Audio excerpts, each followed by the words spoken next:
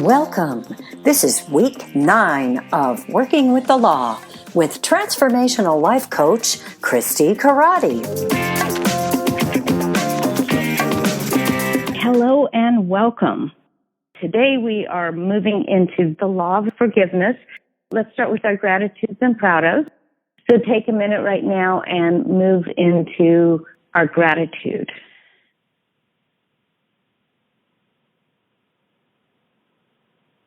Something that you're grateful for. And then shift into the proud of.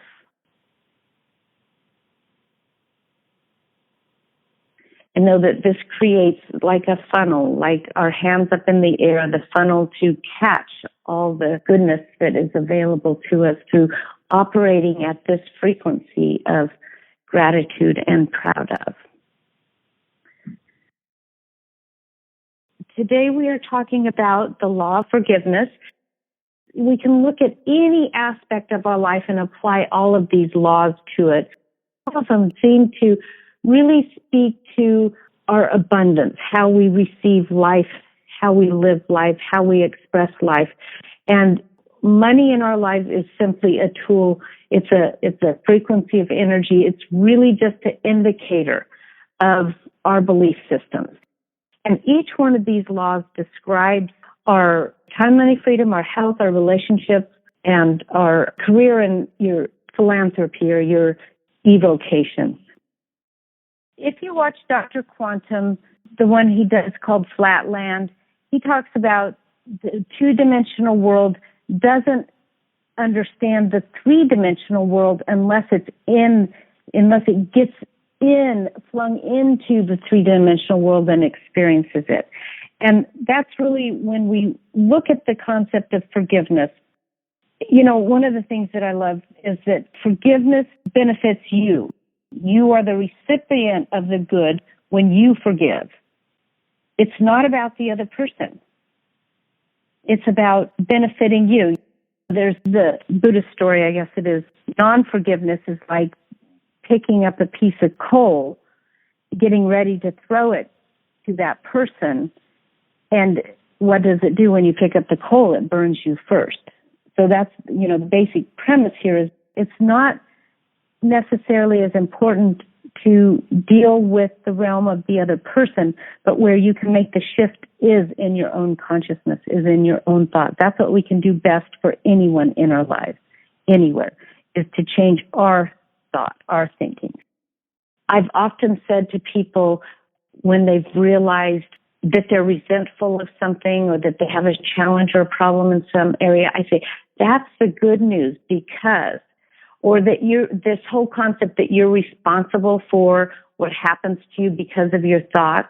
They're like, well, I didn't ask for that. I did. Well, you may not have asked for it, but there was an opening somewhere in your belief system that allowed it to come in. And knowing that that's so and that that's true, that's the good news because it's simply a perception shift. Now, we know it's not as simple as simply, but it is as simple as simply. Once we know this, as we're in this work, and it doesn't do the other person any good for us to have a grudge against them. It hurts us. The definition of forgiveness is a shift in perception. I want to take this sentence apart a little bit. Forgiveness is a shift in perception, and that shift in perception removes a block in me to my awareness of love's presence or the power of all that is right here. And it's like a constriction of the flow. So you might think of like a hose.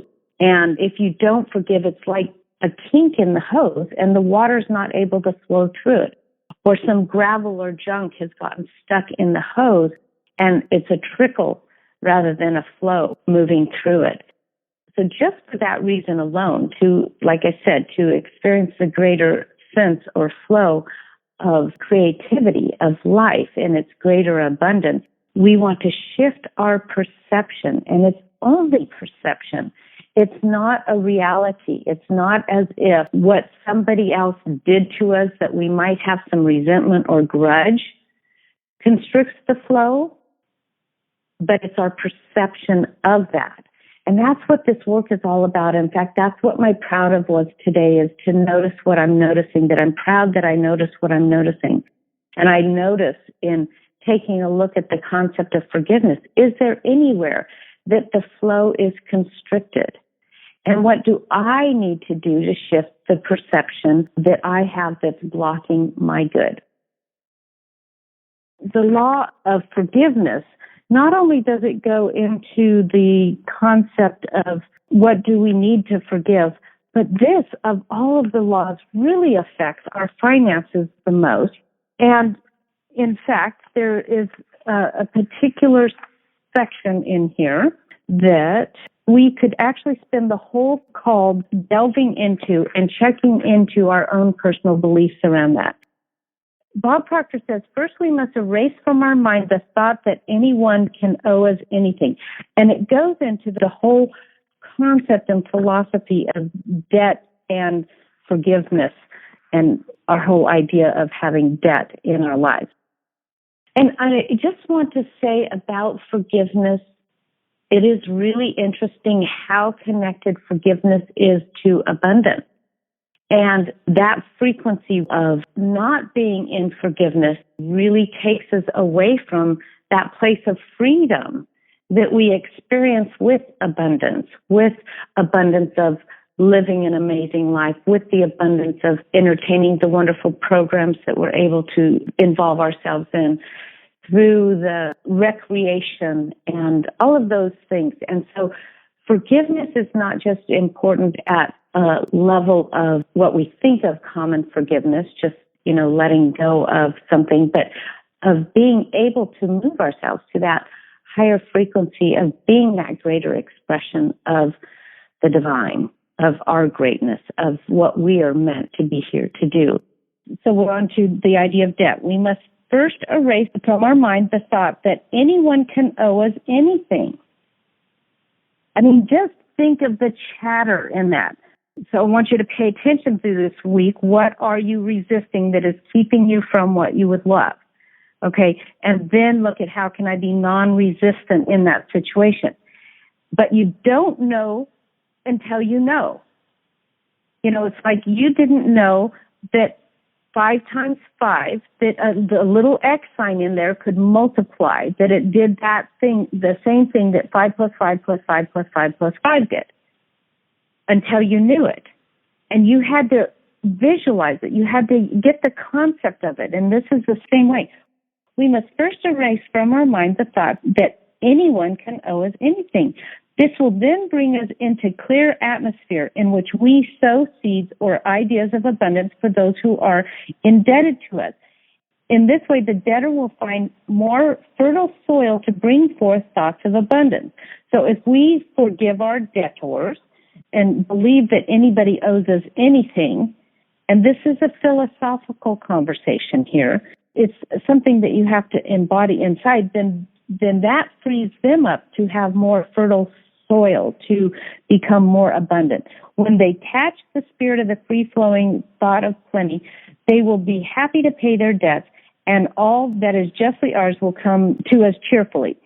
And I have a little disagreement with this. We don't know what channel it will come to us, but if we forgive debts to us, it will come to us in some way. In other words, when we free our mind from all thoughts of debt and try to realize more and more the presence of plenty, we shall soon be strong enough to reach out and realize abundance for our debtors. This is the only way that debt can be permanently canceled. Through applying the law of forgiveness, both parties concerned will be lifted from the debt consciousness to a prosperous consciousness, and prosperity and plenty shall abound. Now, that's a lesson most people never really learn. So what do you hear in that? What are you hearing in that? If you're thinking debt, you're going to attract debt. So if there's nothing else but the idea of not wanting to attract debt, how can we think about, say, our bills, the things that we might owe as well out in the world, how can we not think of it as debt? What is prosperity for you in regard to maybe having paid off your bills? Feeling free to make creative choices. This is this practice right now, is to catch ourselves before we send ourselves back to that vibration. So it's freedom. Okay, so one of the things, what's something that you can do to view debt differently? It's an investment. And think about your daily bills that you pay. Can you see those as investments and those in having provided you with freedom? See, then you just set the law of reciprocity in action just by being grateful for what you've received. And if you don't come clean with that, if you don't come equal with that, you have stopped the flow. It's like standing in the river, and the river flows around you and it pushes on you. And it was a service that you got. So I like to turn the concept of debt around to investment. So think of the frequency of the word debt with the frequency of the word investment. Whether it was a past investment, I got electricity, I have my computer going, I have my phone plugged in, I have the light on. This is an investment in my freedom, my creativity. And as Mary says, this is the curriculum of our becoming. When we can start thinking about things in this way, this is what we didn't know. See, this is what we didn't know that we believed. We believed that debt was on top of us. We believed that we were under debt. We believed that we were in over our heads. And what the truth is this is actually our curriculum of our becoming. And this is how we can be grateful, even for the investment we call debt, is that we get to learn from it now in this work as we take this deeper dive, and we find that it is the lesson. It's the thing that is allowing us to point out a resistance that we've had, to believe that we are under debt when this is an investment. And the more we see that and pull that into that vibration, what happens? The water must rise to that level. It must rise to that level. And then what happens? You receive more, you give more, you receive more, you give more. And this is because of the change in perspective.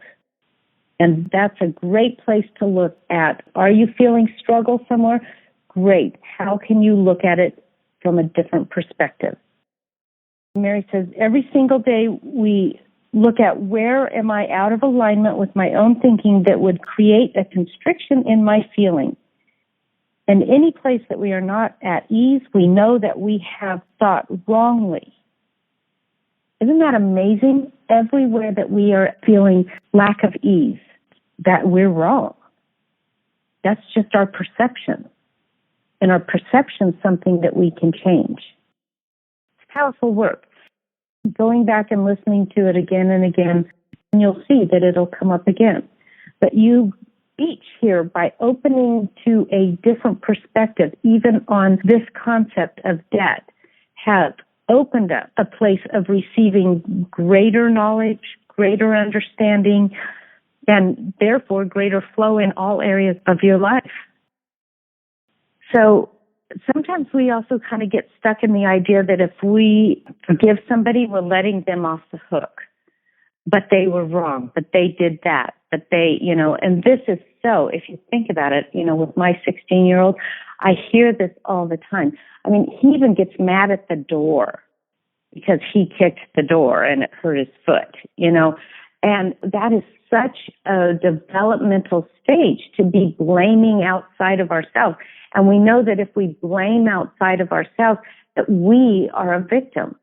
And so it's so empowering to take not the responsibility of the act or action, but the responsibility of moving or shifting our perception. And how do we do that? We can see the divine in everything and everyone. I don't know how, I don't know why, but I know this is for the higher good of everyone involved. And one of our highest goods can be just in the awareness that we are not limited to perception, and that we are actually empowered as we change our perception. It's one of our great faculties, like imagination and intuition. It's one of our great faculties of what we can shift. And as we know, and as you know, especially in this work, that not only when we hold on to grudges, but when we become more aware that if we hold on to grudges, it can manifest into illness. And so people say when they come into this work, it's like a flood of negativity comes up.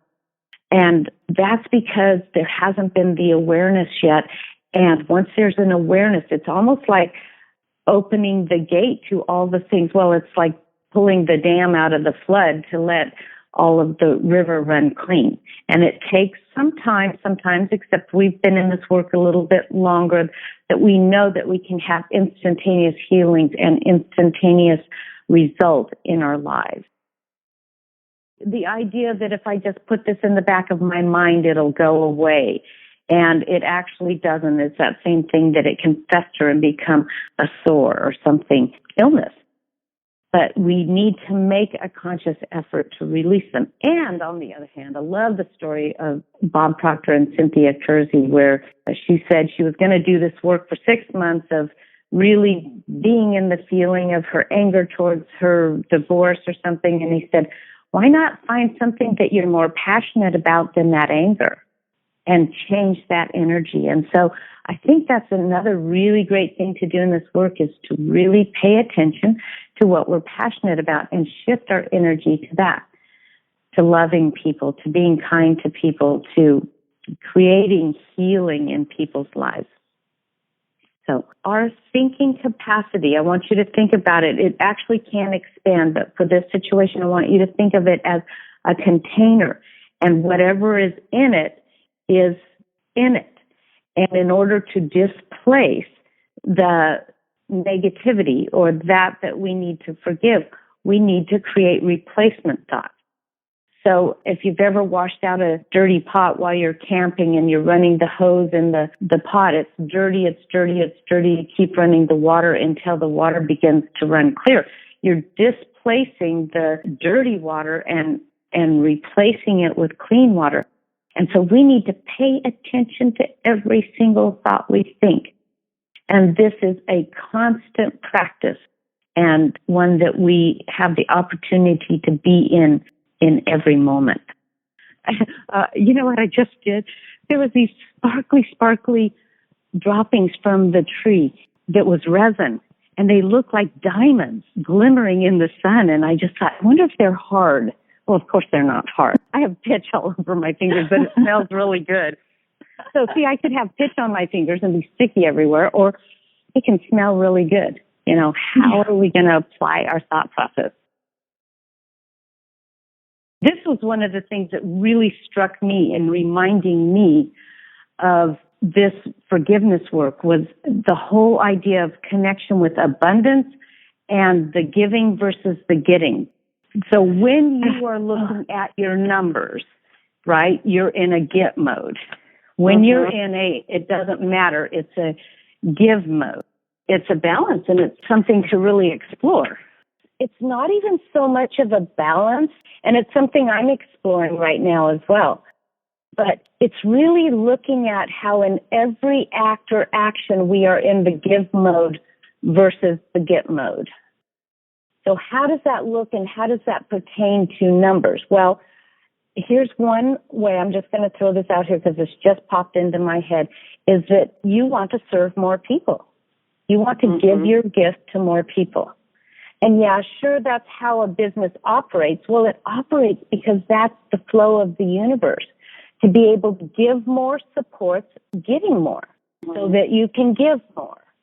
But if the intention is to get, it stops right there. It stops in the getting, like your hands are out, you know, and starting to get full. When you have a molecular shift in one area, how do you hold that frequency and that understanding as you move into the other arenas? So to take where you're very successful in your thinking and your evolutionary process, and then to shift it to an area that you're not So mine right now is currently knowing that we're going to be teaching abundance, and I want to go to the deeper level of understanding and being able to teach a deeper level of moving to that molecular shift with the arena of abundance. So to really ground that in your feeling so that you can conjure that up at any time at will. If you can identify that as a frequency, this is what I found helpful.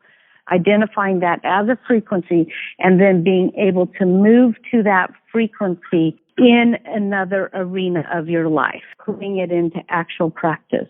So, for example, she can go to a place where she feels very sure that she's at a high frequency.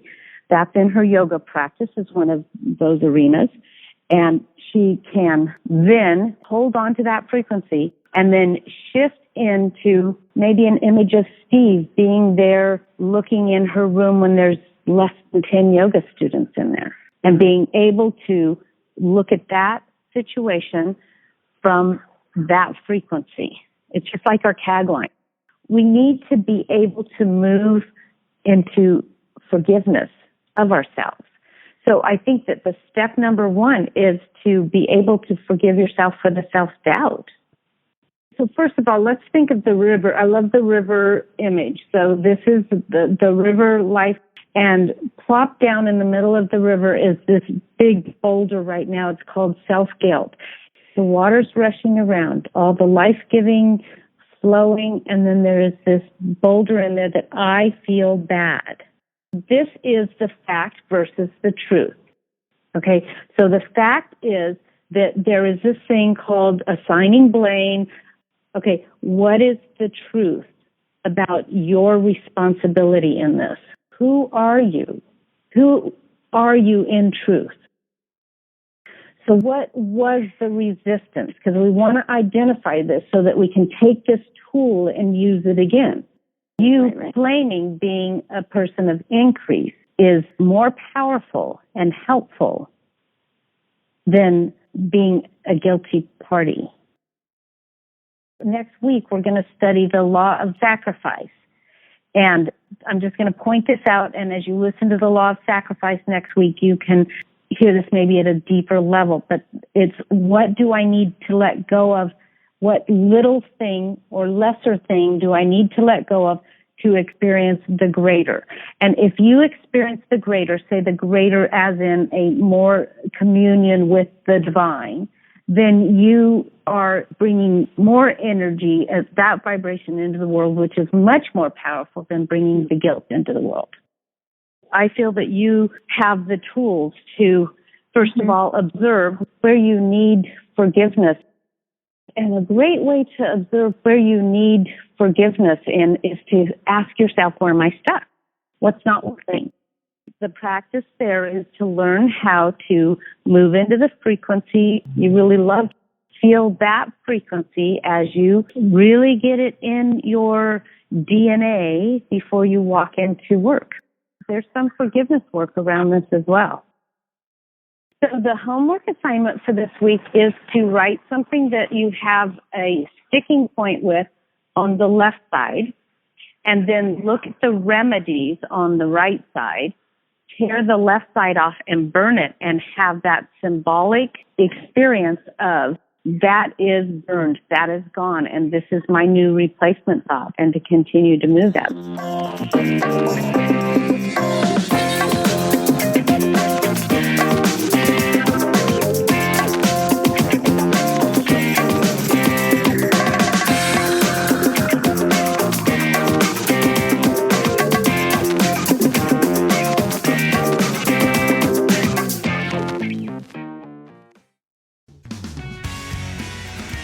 Thank you for listening to this podcast.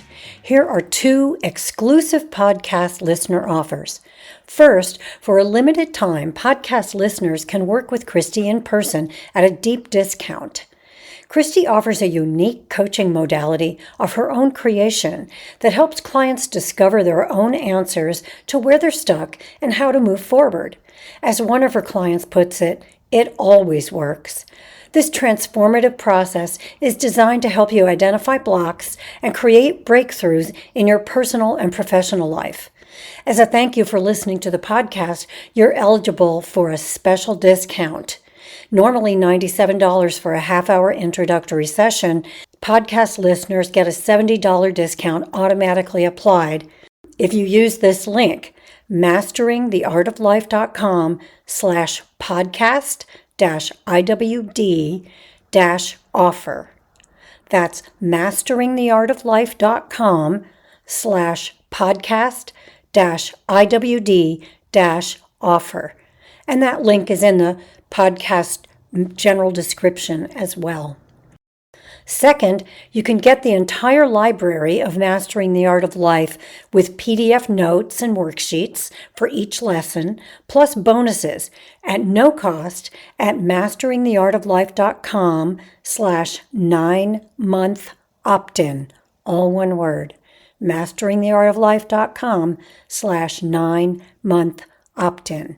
That link is also in the general podcast description.